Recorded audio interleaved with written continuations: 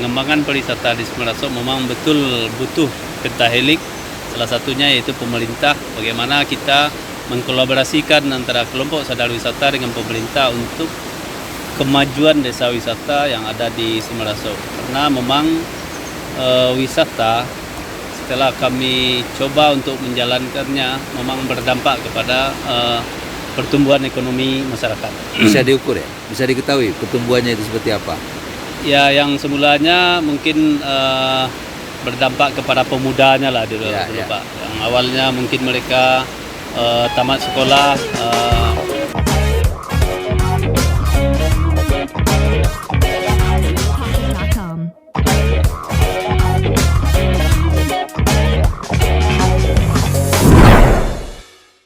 Assalamualaikum warahmatullahi wabarakatuh. Hari ini kami berada di satu dari 21 desa wisata yang ada di Kabupaten Agam, yakni Nagari Wisata Semaraso di Kecamatan Baso, Kabupaten Agam, Sumatera Barat. Hari ini kita bersama dengan the local champion daripada kepariwisataan yang ada di Semaraso, yakni Pak Ifnaldi. Beliau di samping sebagai ketua kelompok sadar wisata Semaraso juga berada di struktur pemerintahan sebagai wali jorok Sungai Ange, lokasi kita berada saat ini. Potensi daerah ini cukup besar, makanya wajar saja Nagari yang berada di paling timur Kabupaten Agam ini menjadikan pariwisata sebagai salah satu upaya untuk mengungkit ekonomi masyarakat di daerah ini. Dan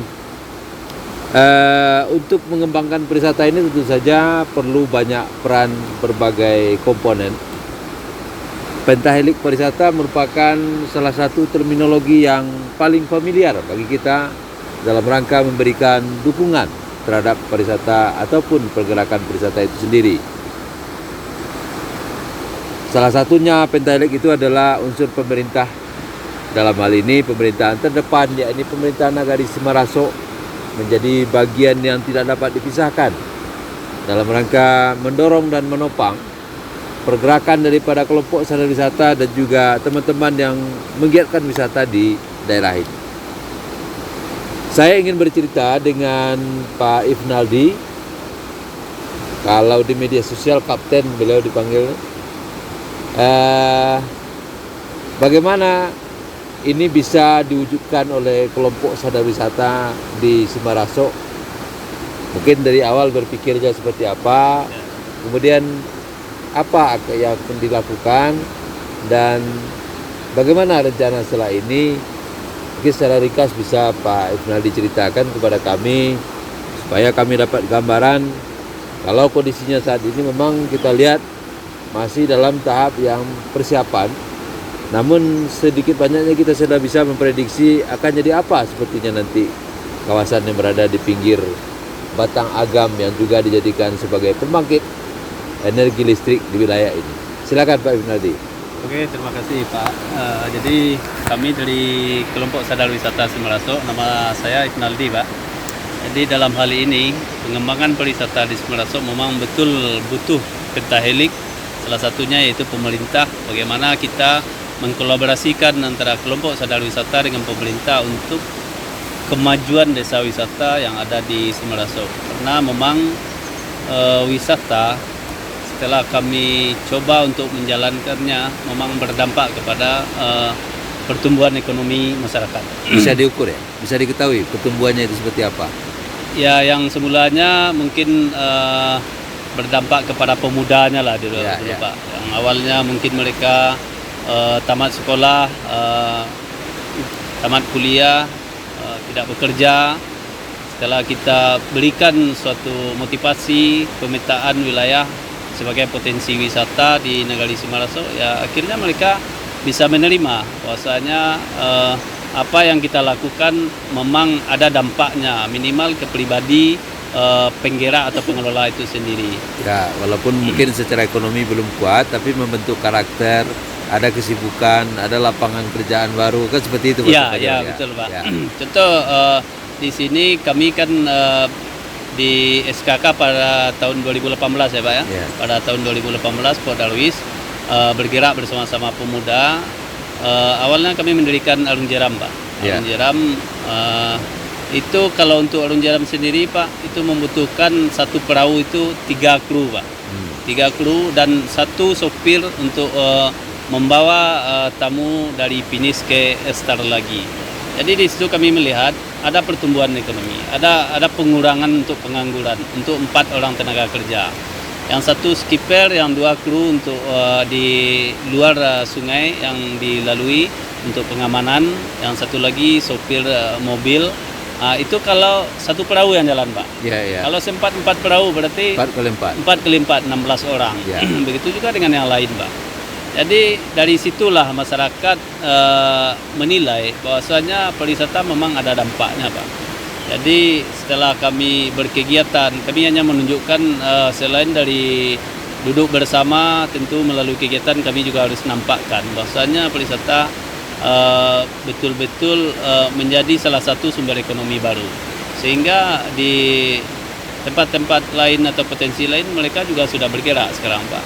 Jadi kami selaku Pok-Darwis tentu merasa bangga dengan pergerakan masyarakat yang memanfaatkan potensi yang ada di Nagari Simaraso Pak. Dan ini kedepannya akan kita bangun glamping di sini. Ya. Ini support dari Nagari Pak.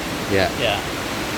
Jadi tahap pembangunan kita dapat sarana 7 unit lengkap tenda camping dengan media papan seperti ini. Ini termasuk quality tourism juga nanti Pak. Ya. Wisata yang berkualitas. Jadi kami akan menjual paketnya berkolaborasi nanti ini sungai ini kita manfaatkan Pak.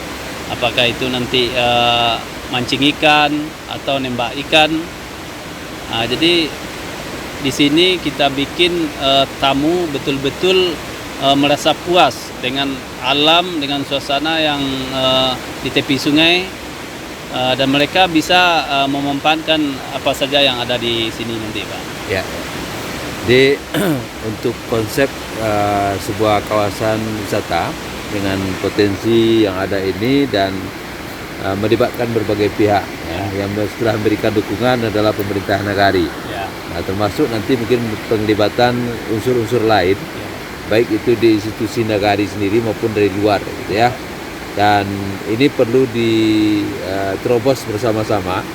Saya pikir ini langkah awal yang baik ya. Dan tentu harapannya setelah ini ada tahapan-tahapan yang harus Pak Ifnaldi lakukan bersama dengan teman-teman penggiat wisata Pok-Darwis Simaraso dalam rangka menjadikan kawasan ini menjadi lebih bermanfaat ya, lebih berguna untuk setidak-tidaknya untuk para penggiat itu sendiri. Ya. Tapi tidak bisa juga dipisahkan, tentu efeknya akan sangat terasa. Bahkan saya sering berkelakar dan bersenda gurau dengan teman-teman, jual BBM eceran pun di pinggir jalan akan berdampak gitu ya. Karena nanti ada seksi transportasi juga. Ya. Dan kita berada di posisi yang tidak jauh dari jalan nasional yang menghubungkan Sumatera Barat dengan Provinsi Riau. Dan memang masuk ke akses ke dalam ini juga tidak terlalu sulit. Mungkin barangkali ini sebuah kemudahan ya, yang akan diperdapat oleh daerah sini. Masih ada yang bisa diungkapkan Pak Ifnaldi? Ya, ini terkait kolaborasi yang akan dilakukan ya. Ya.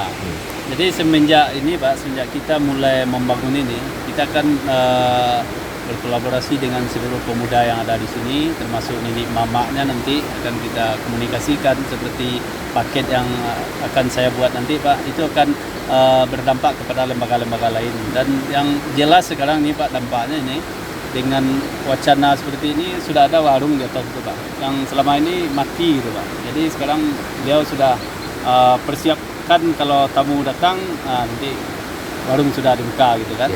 Jadi satu paketnya itu kan nanti kami sediakan mie Pak. Tapi kan kami harus ngambil ke warung.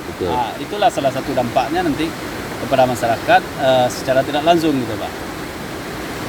Baik. Mungkin itu dulu bincang-bincang kita.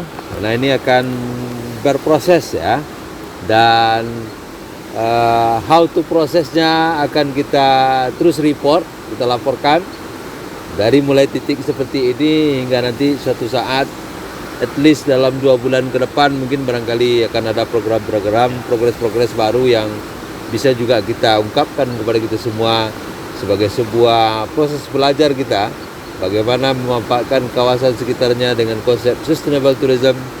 Kawasan ini tetap terpelihara ekosistemnya, kemudian ada dampak ekonomi kepada masyarakatnya, dan sosial budaya tentu juga akan terpelihara dan akan menjadi bagian yang tak terpisahkan dalam pengembangan wisata di Nagari Wisata Simaraso, Kecamatan Baso, Kabupaten Agam, Sumatera Barat. Sekian dulu bincang-bincang kita kali ini, dan kita jumpa lagi di lain kesempatan. Terima kasih. Assalamualaikum warahmatullahi wabarakatuh.